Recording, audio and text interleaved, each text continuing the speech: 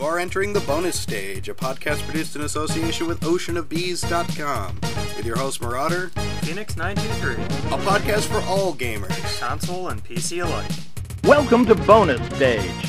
Hello and welcome to Bonus Stage, a podcast produced in association with oceanofbees.com. As always, I am your host Marauder, with my co-host Phoenix923. Hello, everybody. So, episode 5 of our podcast. This is exciting. Wow, I can't believe we've made it this far. I know, I honestly thought we wouldn't have gotten started. Yeah. But anyway, here we are. So, as always, we're going to start off with what is new on oceanofbees.com. If you guys want to check it out, it's right in the video, right in front of your eyes, oceanofbees.com. No, I don't know what the name means. I wrote a couple of Freedom of Information acts to Sammy, but I don't know if he's going to respond. Better. I'm gonna get a piece of paper with everything blacked out. Oceanofbees.com means I don't know. Alright, so we're gonna check out the new videos on oceanofbees.com. The first video is Ocean of Terraria Episode 3. Basically, various members from the site playing Terraria, or Terraria, whatever. And, yeah, I don't know. It's about 20 minutes long. Go check it out if you have any interest in those Let's Plays. As always, I don't like Terraria. I'm going to get a lot of hate mail at some point. I'm just going to get a lot of PMs. WTF, man. Terraria's the best. Terraria's awesome. I don't understand what your problem is. My problem is I don't care. Alright, next video. 1 year of the Inspector Top 10 online players. This is basically the same as his facial expressions, except he shows you the top 10 people he's played with. That is by far the most entertaining video I've seen him do in a long time. Because that's always the best part of his Inspector Online videos. Yep, just his interactions with everybody else. And yeah, just watching him piss off so many people, or people just being angry for no reason. Tons of fun. The next video is Off the Chain Episode 1. Basically a video produced by Andy again, about a guy who talks about his keychain collection. And how he gets them. Yes, and stories on how he obtains various ones. Interesting, funny, good times. Really short video, so go check it out. Doesn't take long, and you should enjoy it. The next video is, my latest retro adventure for the adventures of Batman and Robin. I think that makes it episode 6. Somewhere around there. Something like that. I honestly lost track. All these videos just kind of mesh together, so we kind of lose track. Yeah, I don't pay much attention to what number it is until I go to render it out and I go, okay, what was it? But yep, where I review the adventures of Batman and Robin, a Sega Genesis game that is overly difficult for no real reason. And thought that video came out pretty well. Better than I thought, but not as good as I expected. A lot of fun shooting that one. Yeah, and Phoenix here did help me shoot a lot of the live action scenes, I guess. So, go check that out. Lots of fun. And the last one on the page, 1 year of the Inspector, top 10 lines of game dialogue. Again, just like the top 10 players, except he shows you the top 10 game dialogues. Or top 10 things characters have said in games that make no sense or are hilarious. So go check that out. Could also be a lot of fun. And I believe that is everything new on oceanofbees.com. So we're going to go ahead and move forward here. We drag over the itinerary here so we can keep it going. We don't have a guest today, so that's kind of up in the air. Cut that. We have a topics and news segment. Perfect. So, we have 2 little bits of news. I think, Phoenix, you found both of these. Yep. And they were perfect for this, so we're going to use both of them. One is from the creative director of DOA 5, or the producer? I think so. One of the guys from Tecmo who's working on the new Dead or Alive 5 game for Xbox, and I think PS3 as well. Basically talking about how DLC characters in fighting games makes the entire thing unbalanced and unfair. Yep. Pointing to Capcom, essentially, with how they sell you downloadable characters in Marvel vs. Capcom 3 or Street Fighter X Tekken, that kind of thing. And how a fighting game is really hard to balance correctly, and by creating these DLC characters, it makes it even more difficult than it should be. Plus the example that he gave to where was it, a soccer game, you wouldn't pit a match of 12 players versus, 9 players, because that would be just totally unfair. Right, yeah, basically talking about the people that buy the DLC characters have an unfair advantage because they might buy a really overpowered character that the other that wasn't properly balanced at that time, and just completely annihilates. Yeah, and I completely agree with him. Mm-hmm. I am a huge Dead or Alive fan. I love the Dead or Alive series, which, well, you know that. Yeah. What was it? When did you buy the one for the 3DS? Like the day it came out? The day it came out. Mm-hmm. Right before we went to JFAX last year. Yeah. I bought it, and it's been in my 3DS constantly because it is a fantastic fighting game. Looks great, too. Yep. Especially for it being on the 3DS. It does look pretty good. Even I'm surprised. Yeah, it looks Xbox quality. Mm-hmm. It really does. But yeah, I completely agree. I find it very hard to accept DLC in a fighting game. Because if it was something for like single player, where like, oh, you can get this car or this gun or something. Or like, you can unlock these other missions. Yeah, or like here's missions. a map pack or something. Yeah. Then, I can accept that. But if you're just gonna sell me a character, mm-hmm. I think that's a little underhanded. For more reasons than just game balance, even though I'm certain that's very important. Oh yeah, I mean, not only do you have to make sure that your character's not severely overpowered, but you got to make sure that he actually works well when fighting other characters as well. And you have to give everyone an equal shot. Yeah, and I know there's some characters that are kind of cheap. That's a given in any fighting game. Yeah. But when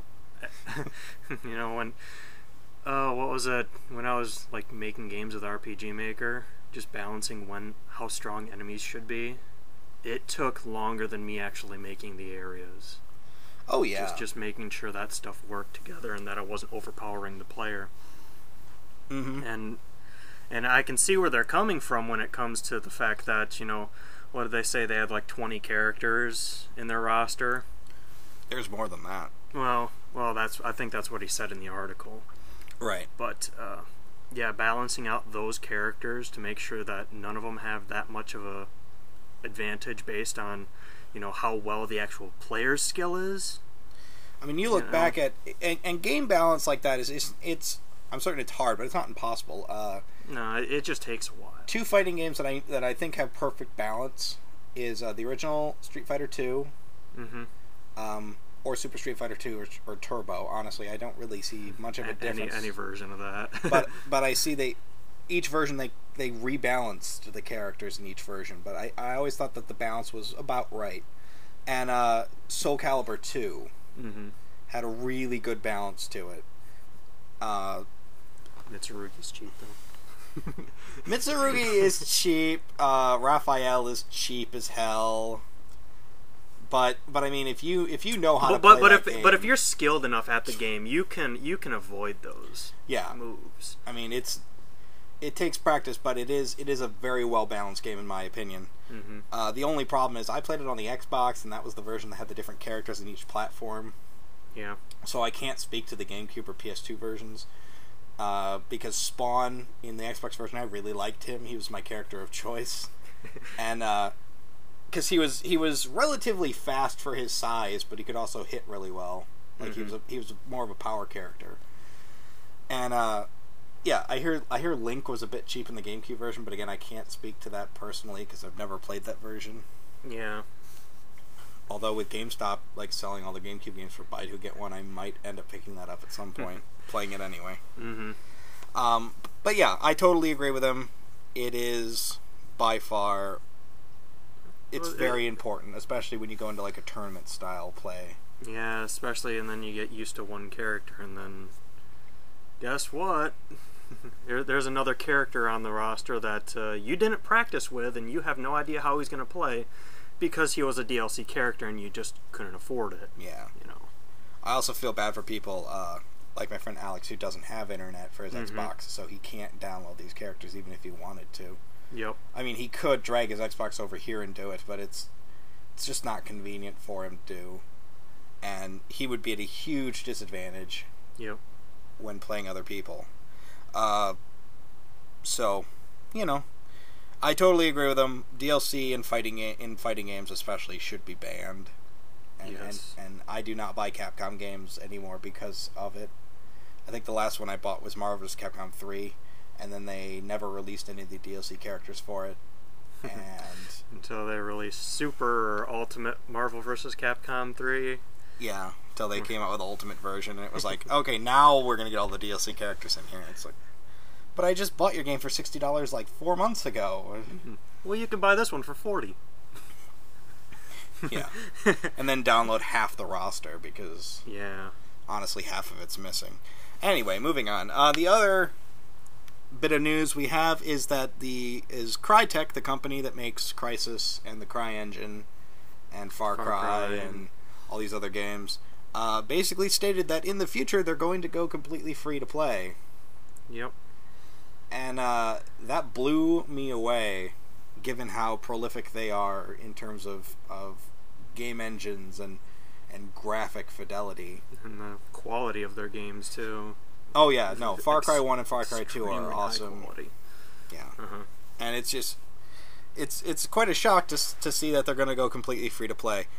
In the article, which is posted at videogamer.com, I'll leave a post or a link down below for you guys to check these articles out, by the way. But he basically stated that in the current the way that the games are being done now, where they sell you DLC after the fact, and he said that it's essentially bleeding money out of gamers until they just can't afford to buy anything else. And then he says, so we're going to go free to play, and I just thought it was hilarious because you're completely contradicting yourself, because that's the entire setup for free to play games, is to nickel and dime the player until you make money on them, and it's ridiculous. It's kind of funny because all these companies right now are trying to figure out what the future of gaming is going to be. You see some companies going completely mobile. You see some companies going free to play. You see some companies trying to do like subscription-based services. And nobody really knows how to make money anymore in the game market if you're not Nintendo. No, I know how you can make money. You have to make a good game. Yeah, well, you have to make a game that people want.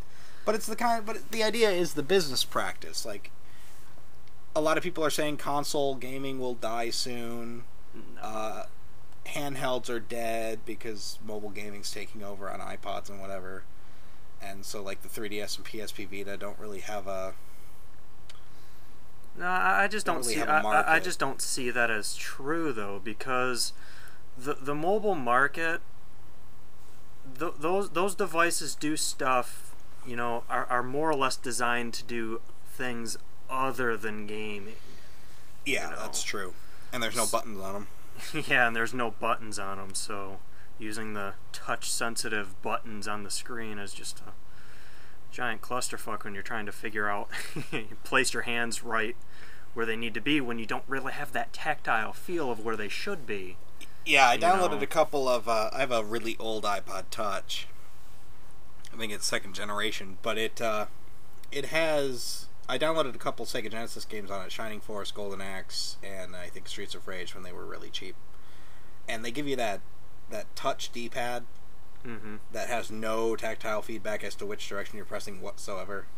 So, I can blow through Streets of Rage and Golden Axe and Shining Force. I cannot play them on the iPod Touch. They're broken because the D-pad just does not respond correctly. And, it's really hard to put those kind of games on the platform, given the fact that there are no real buttons. Yeah. It's not like a PlayStation Vita that has also a touchscreen and a D-pad and a joystick and all this other stuff. And you know exactly where your hands should be because you can feel the buttons, you can feel their location, so you know exactly where to press. Yeah.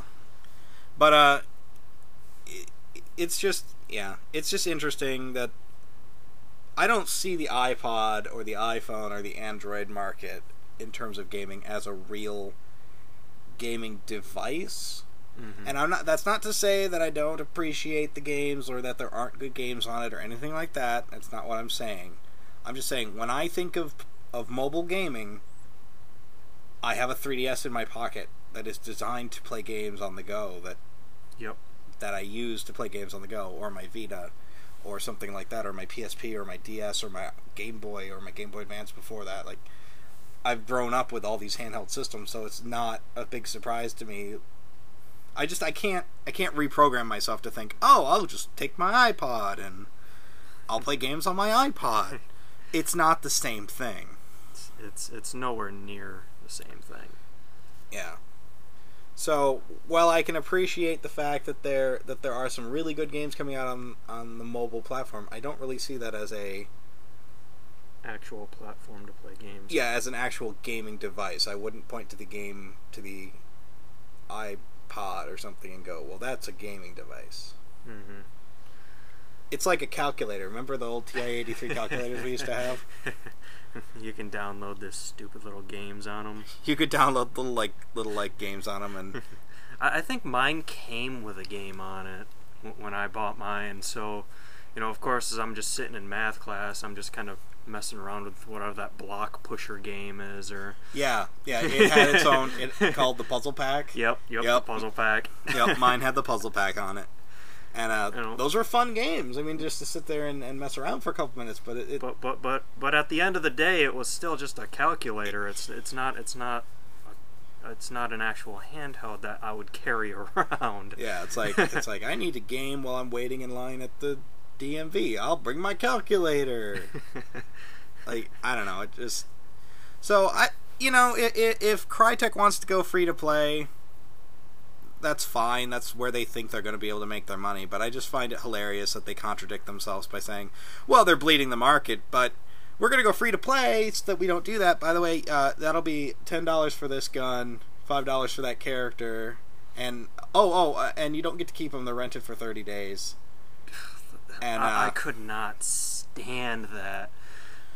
It was, what was it? My first online MMO was MapleStory. I retch every time I say that name. I'm so glad I never got into MapleStory. But just as curious of a person as I was, I was like, oh, let's check out the store, see what they have, and of course a lot of it was just cosmetic crap, and I cannot stand paying for cosmetic stuff. But it's like, you can only keep this for 30 days.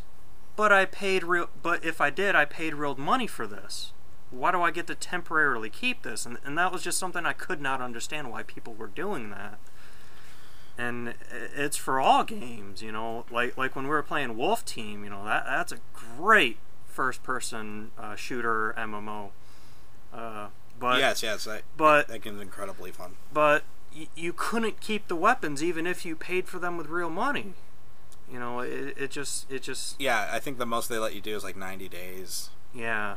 I never bought any for more than a day at a time, just because I'd sit down, I'd buy the gun, and then I would play for a couple hours, and then you probably wouldn't touch it for a week. Yeah, then I wouldn't touch it for a week and come back to it later, because I only ever played it pretty much when you were on, and we'd run around together. But yeah, that game was a lot of fun, but just some of the business practices they have really kind of irk me. Mm-hmm. So good luck, Crytek. It's really a shame that you can't make money by making actual produced games. But good luck all the same. I really hope you don't go under, because it would be a real shame. Yeah, I mean they're pretty much one of the only companies that really push graphic fidelity and what games are capable of. I think they're kind of the last true PC gamer, kind of oriented gaming company. Well, Valve. Yeah, I know. But Valve hasn't really come out with anything in years. All they've really been relying on is just their Steam platform. Whenever they decide to get around to Half-Life 3, then I might change my opinion. But well, they put out Portal 2. They put out Portal and Portal 2 recently. I mean, as recent as like last year. Yeah. But and they had Team Fortress 2 come out and Left 4 Dead 2. Team Fortress 2 is old. Well, I know, but I'm just saying they revamped that to a free-to-play game. And really, you know, they kept selling hats. Hat Simulator 2.0. Yeah, they kept selling more hats. Try to get you to play it. I can't believe that's a big selling point is like, you know, massive 20-player rounds and tons of guns and weapons and characters and graphics and blah, blah, blah, and lots of hats. That's like the last bullet point on the back of the package. Like, lots of hats. Oh, they did just put out Counter-Strike Global Offensive is in beta and it's coming out soon. Mm-hmm. Or Global Offensive? Whatever it's called. Whatever it's called. CSGO or CSGO. Mm-hmm. So it's not that they're not making games, it's just that they haven't made the one game everybody wants them to make. That or Left 4 Dead 3. I kind of don't want a Left 4 Dead 3. Yeah, there really isn't a need for it. Yeah, there's really no need. I just want... Especially with the community-made maps and items and everything, you know. I think together you and I have poured like 1,000 hours into the game. Or no, how many? No, I have like over 300 hours for myself. I have about and I know you're short right behind me when it comes to that. And the main reason we have that much time is because community made maps. We just go online to leftfordeadmaps.com and just say, hey, what's new? Yeah, like, hey, this one just finished. Let's try it out. Yep. And we'll mess around for like an hour, and sometimes they're good, sometimes they're not good, and and you know, but it's always fun. Oh, yeah, it's always a blast. Like that one that was built after Minecraft. Oh God, that was a brilliant map. That was amazing.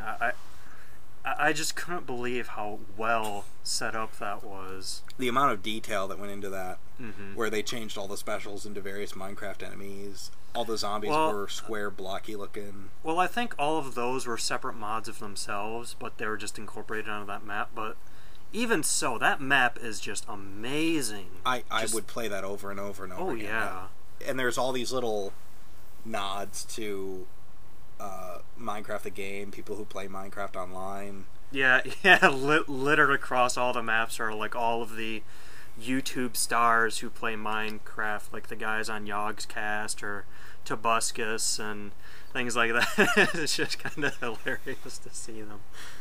Yeah, but no, even they have like little crafting segments where you got to find some items in like chests and bring them to a crafting table. I mean, it's really simplistic. All you do is just press E to make stuff, but you know, it's really well put together. Yeah, it's a great homage to... There's even a hidden map that they don't let you get to unless you select it from the map. Oh, yeah. And then it's literally just a walkthrough of the history of Minecraft and how... Mm-hmm. where it started and where it goes, and it was really well done. Yep. So, yeah. Some of those maps are great and really keep the game going for me. In fact, I'm probably going to check that tonight and see if there's anything else I can download and play. Well, there was that new Crash Bandicoot map that was re-released. That's right. Yes, new Crash Bandicoot map. I'm still waiting for a Sonic the Hedgehog style map because there's a Mario one, there's Crash Bandicoot, but there's no Sonic one, which is weird. I guess you can't do a loop-de-loop in Left 4 Dead without... Unless if you find some way to get, like, to program a speed boost or something so that you can, like, quickly run around.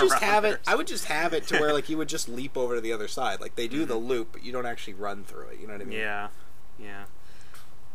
I mean, if that's really a limitation of the game engine. Mm-hmm. But hell, they figured out how to do other things that just blow my mind, so... It's not too far to assume they could do that. But yes, again, Crytek is one of the last purely PC companies, and it would be a shame to see them go the route of free-to-play, because I don't play free-to-play games very often. And I don't think, and even if it was their game, I don't think it would make me want to play it any more than any other free-to-play game. Yeah. I mean, there's tons of free-to-play stuff on... Steam. You know, one that I got kind of into was Rusty Hearts. But it just wasn't fun because I personally don't like to play with other random people. It's just something that I just cannot get into. So, of course, you know, it's just me trepsing these dungeons all by myself, and I'm not really just having much fun with it. And It's the same with all the games, you know. I just can't play with random people. It's just I don't see that as fun. So I don't mind it every once in a while, but yeah, generally I just try to play with people I know. Because then you know you can trust them and you can joke around more with them without anybody taking anything too seriously. Yeah. But yeah, I think the last free-to-play game I honestly tried was... I can't even remember. Oh, SD Gundam Capsule Fighter. Oh, yeah. Yep. I played that for a while, some kind of Gundam online MMO-style game, and I played it, honestly, for a couple of hours. Yeah, we played it whenever Alex was over to play it, and I just couldn't get into it. Yep. I'm not a fan of Gundam to start, so I'm already in that camp of people who probably don't have anything to do in the game. But on top of that, you had to play matches to get money to buy better equipment.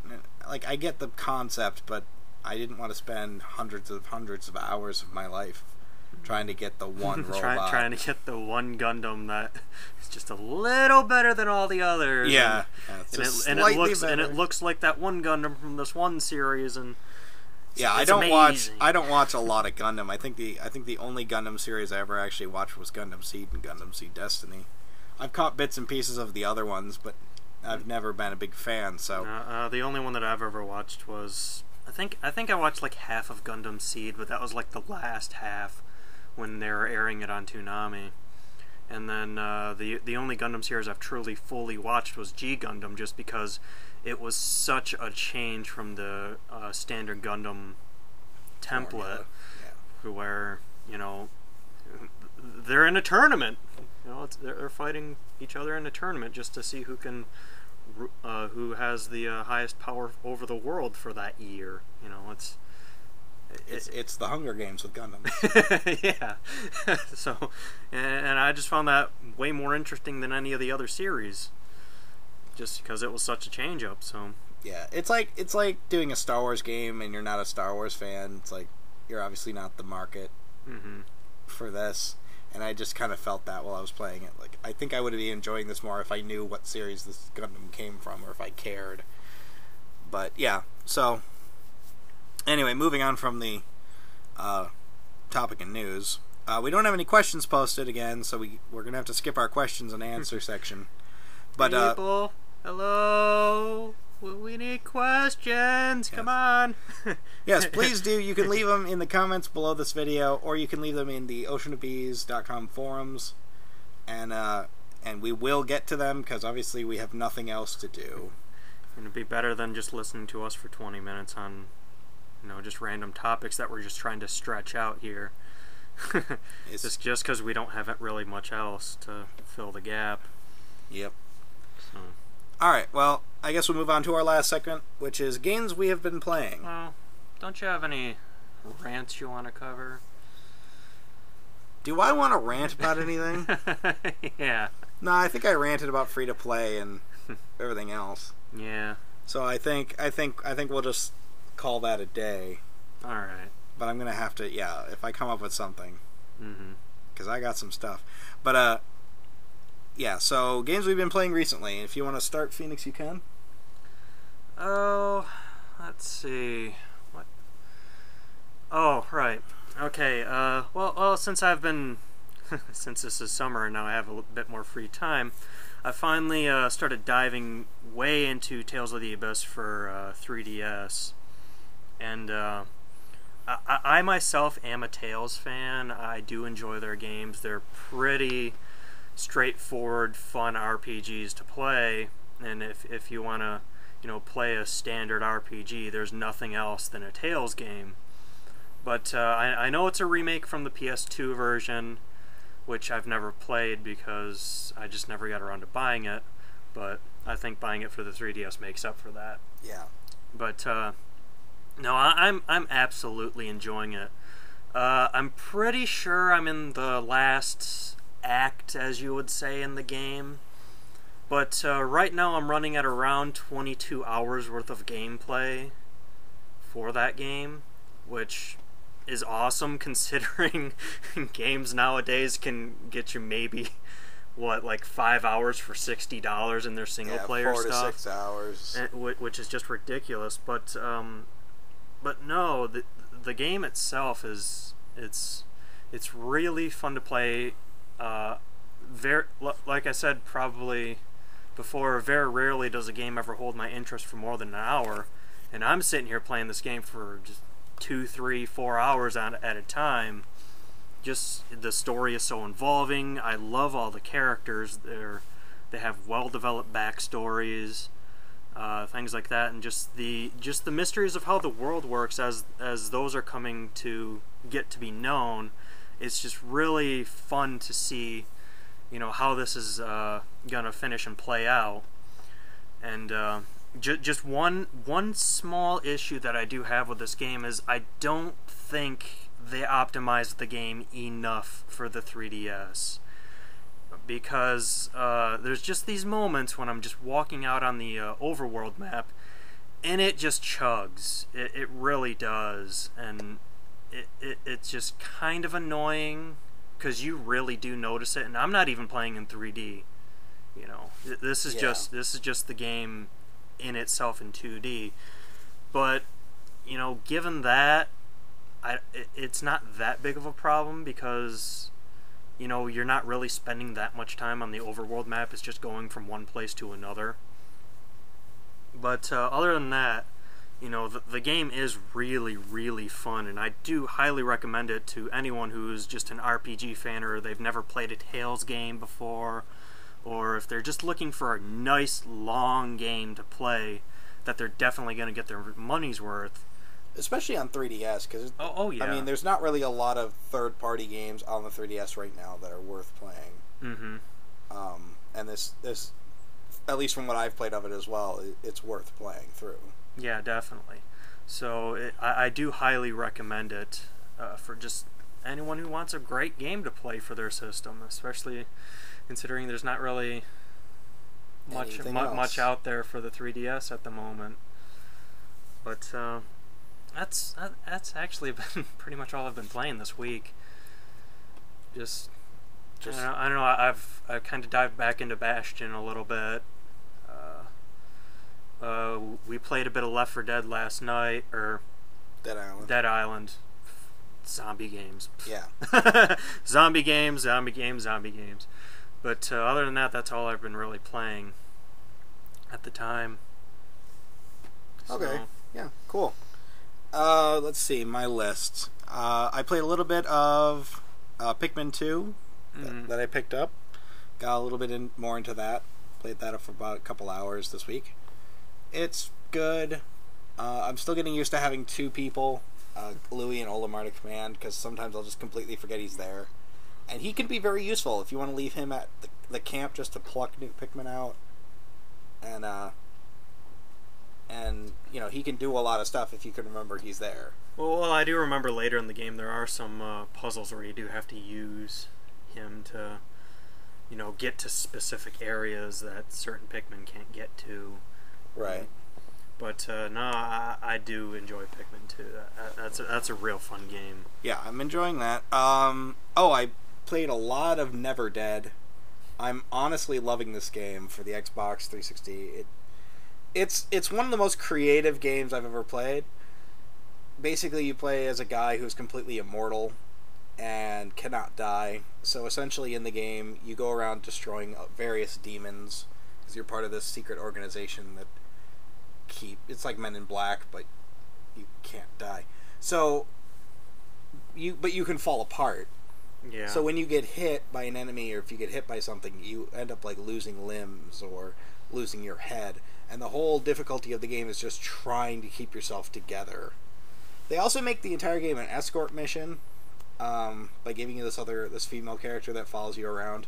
But to be completely honest, she's not defenseless, and she will hold her own most of the time. Yeah, from what I was watching you play that, man, you really didn't need to care You didn't really need to pay attention to where she was or anything. You just kind of went off and did your thing. Yeah, she pretty much could hold her own most of the time, so it's not really that big a deal.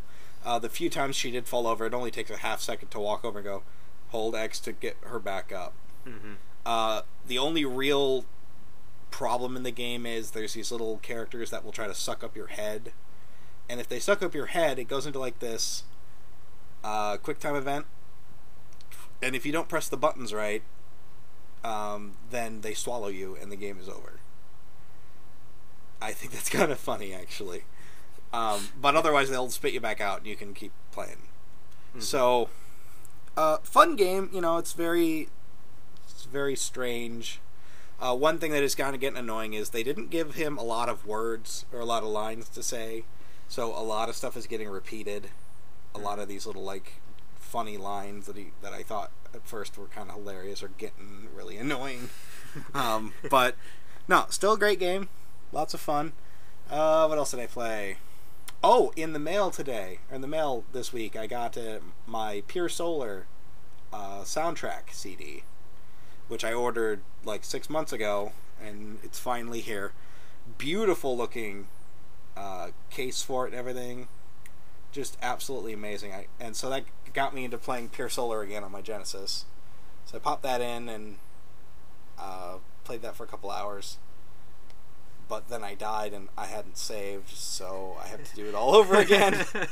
But I remember old games like that, man. You can't rely on checkpoints. I know.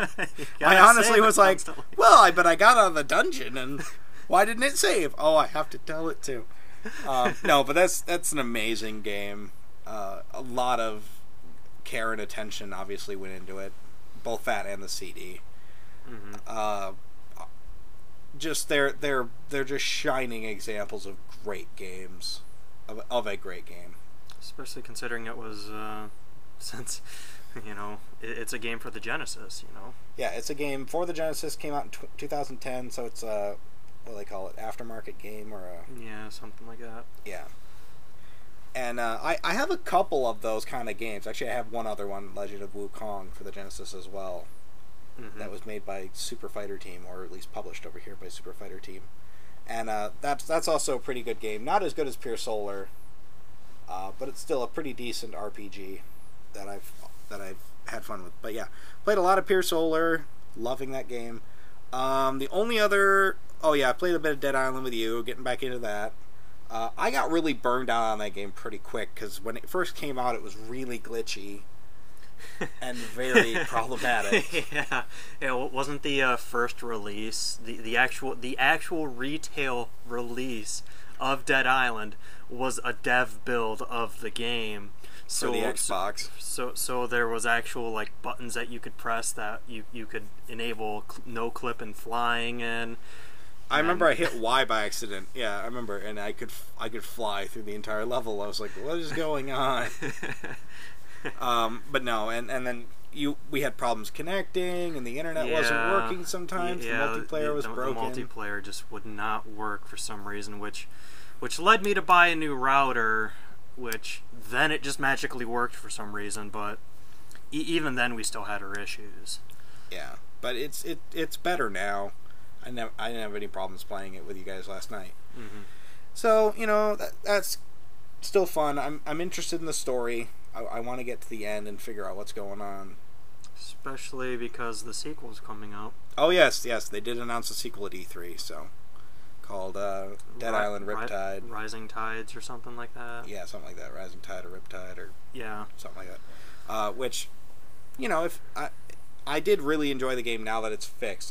I just hope when they release the sequel that they spend a little bit more time ironing out the kinks. Well, I think if I remember correctly, when I was watching the credits, I think they did they outsource it? I think they outsourced the testing to some third-party company, which is a big no in the gaming industry. You do not do that because it could essentially break your game.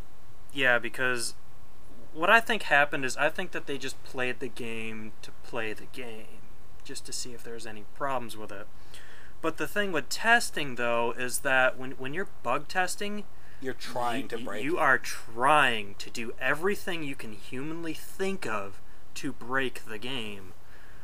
And that's just where I think that outsourced company just kind of fell through with, is just I think they just played the game without ever considering anything else. Which, yeah, kind of bit him in the ass at the end of that. I think the same thing happened to Deus Ex Human Revolution when that came out. I heard the boss fights were really uneven. Well, they're really unimaginative, because all you do is just basically hide behind a wall and shoot at the guy. There's really no thought to it. Yeah, but they outsourced the boss fights. IDOS outsourced it to another company, and I forget the name of the company, but the guy from that company came out and said, he's like, yeah, we thought it was a first-person shooter. Like, we thought it was a shooter, so that's how we built the boss fights. And it really struck me as strange that you would take a game that you have this much pride in making and farm out the boss fights. Like, farm out a big chunk of the game. Farm out these epic moments of you taking on this enemy, and, you know, give it to another company who has no clue what you're trying to do. And, I mean, I've played it up to the first boss fight, and yeah, it was pretty lackluster, to say the least. But you know, I really hope that they do crank out that fix for the boss fight soon, because I really haven't gotten back into that game, because that really wasn't fun. Sorry. Yeah. Anyway, and the last game that I put any time into, any major time, is I started playing Shinobi 3: Return of the Ninja Master on Sega Genesis. And I got all the way to the last stage and died and lost and had to do it all over again. But I've never been able to get past, I think it was stage 5, whatever the stage is where you have to surf on the water. I forget where that is, but it's like stage 5 or 4 or 5. And I actually ended up getting past it. Did you know Mechagodzilla is in that game? No, I did not. I didn't either, but apparently he's the boss of one of the stages. Because you start out in this black room, it's completely black, and all you see is your character, and you don't see anything else, and all of a sudden these two little red eyes start glowing, and I'm like, oh no. And, okay, it might not be Mechagodzilla per se, but it is a giant robot lizard, and he shoots fire and lasers and all this other crap at you. He's not actually that hard of a boss once you figure him out. He has a pretty good pattern. The only problem I was having was every time he would walk, crap would fall from the ceiling, and that's what I was having trouble with, was not getting hit by the falling stuff. It wasn't too hard to avoid the giant dragon, just the tiny chunks of crap that were falling from the ceiling. But I ended up getting past all that and getting to the very last stage and losing all my lives, and yeah. It's just that moment when you're just sitting there going, oh, I'm so close. I'm gonna do it all over again. I'm honestly gonna try to get through that entire game, because if I can actually clear that would be probably one of my best gaming achievements ever, because that game is not easy. It's a lot of pattern memorization, it's a lot of knowing what to do when, what's coming up, and yeah, it is one of my all-time top 10 favorite games of all time, period. I love Shinobi 3. And so if I could beat it, that'd be great. You thinking about getting the 3DS one? I want to, but there's just so many other games I'd rather have, you know. If I can find it for cheap down the road, then I'll pick it up. I think Amazon right now, last I saw, had it for like $11. Yeah. Which I would pick up, but JFAX we is have this weekend. We have a place we're going to this weekend, which we're going to be blowing all of our money on. Yeah, I just pulled like almost $100 out of my account for this weekend, so I'm excited. Excited. Very excited. Anyway, so that's pretty much all I've been playing. A lot of Genesis stuff as usual, and just been having fun, having a blast. So I think that's where we'll just kind of end it. Okay. I hope you guys enjoyed this episode of Welcome to Bonus Stage. This weekend we are going to be at the Japanese Animation Festival and Expo down at Grand Valley State University.